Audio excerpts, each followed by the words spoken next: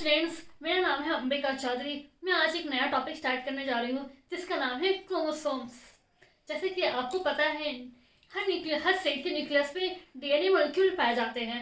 वो DNA molecule बहुत tight thread like structures होते हैं जिसे बोलते हैं क्रोमोसोम्स। क्रोमोसोम्स आपको जैसे पता होगा किससे डिस्क्राइब किया, स्ट्रॉबर्ग ने।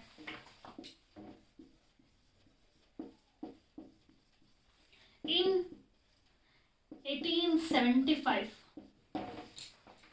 ठीक है, क्रोमोसोम हर एक डीएनए मॉलिक्यूल से बने होते हैं। वो डीएनए मॉलिक्यूल बहुत tight packed thread like structure होती है। इस पे एक प्रोटीन पाया जाता है जिसका नाम है हिस्टोन्स।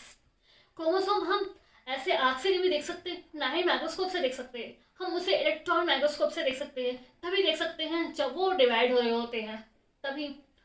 अब आपको पता हो कि ह्यूमंस में 46 क्रोमोसोम्स पाए जाते हैं।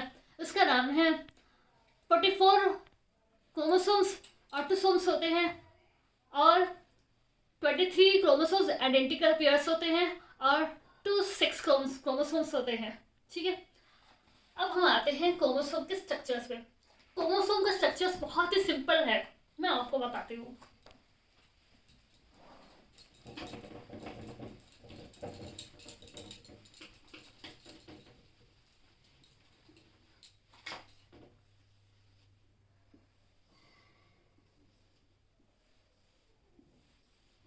ठीक है, बहुत सिंपल स्ट्रक्चर है। ये है सेंट्रोमेयर, ये है लॉन्ग आर्म जिसे हम क्यू आर्म भी बोलते हैं, और ये है शॉर्ट आर्म। शॉर्ट आर्म को हम पी आर्म भी बोलते हैं। ठीक है, ये रहा स्ट्रक्चर ऑफ क्रोमोसोम्स। अब हम डिटेल में जाते हैं। ठीक है, ये है क्रोमैटिड्स। अब सेंट्रोमियर का अर्थ क्या है? सेंटर में होना। ये दो आर्म जो है लॉन्ग और शॉर्ट के बीच में जो पाए जाते हैं उसे बोलते हैं सेंट्रोमियर। सेंट्रोमियर का काम क्या है? जो क्रोमोसोम के स्ट्रक्चर को फिक्स करना और उसके लोकेशंस को पता लगाना कि हाँ वो क्रोमोसोम्स है कहाँ, किसके डीएनए में है, न्यूक्लियस में है कि जैसे कि किसी भी सेल्स के न्यूक्लियस में डीएनए पाए जाते हैं। ठीक है, उसके लोकेशंस को पता करता है। अब आते हैं क्रोमैटिड्स। ये जो तो है, ये 2 आइडेंटिकल क्रोमोसोम्स है। हाफ पार्ट जो है और उसका जो आइडेंटिकल पार्ट है, ये 2, इसको बोलते हैं क्रोमैटिड्स। ठीक है, अब इसके सब टाइप्स में आते हैं। क्रोमोसोम्स 4 तरह के होते हैं, मैं आपको बताती हूँ।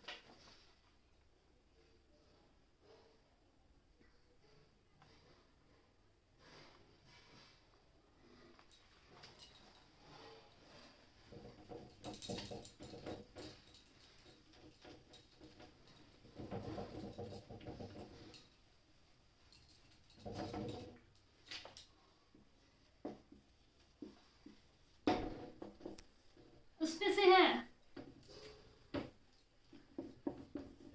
टेलोमेर,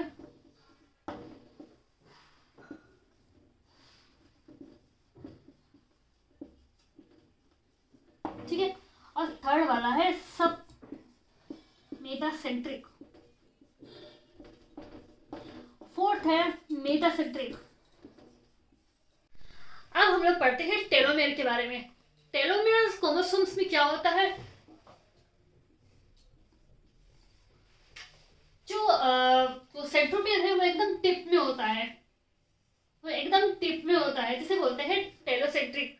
ठीक है, अब आक्रोमेयर यानी आक्रोसेंट्रिक में क्या होता है?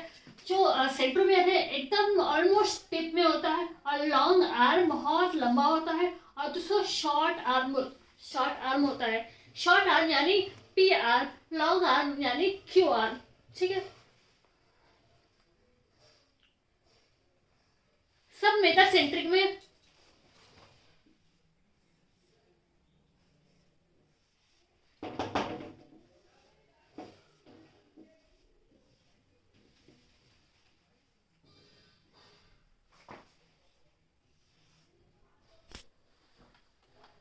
मेटासेंट्रिक में सेंट्रोमियर मिडिल पोजीशन में नहीं होता है। ठीक है, ये लोग एल शेप में होते हैं। जो सेंट्रोमियर है वो एल शेप के शॉर्ट आर्म के बहुत पास में होता है और लॉन्ग आर्म और लंबा हो जाता है, ठीक है। और मेटासेंट्रिक में क्या होता है, मेटा वर्ड से समझ में आ रहा है कि सेंट्रोमियर बिल्कुल एकदम मिडिल पोजीशन में होता है और क्यू आर्म और लॉन्ग आर्म जो है यानी क्यू आर्म और पी आर्म बिल्कुल ठीक पोजीशन में होते हैं, परफेक्ट पोजीशन में होता है, ठीक है। और ये जो शेप है वो वी शेप के में होता है, यानी ये अपन को याद रहेगा मेटासेंट्रिक में सेंट्रोमियर बिल्कुल मिडिल पोजीशन में होता है और जबकि लॉन्ग आर्म और शॉर्ट आर्म वी शेप में होता है, ठीक है।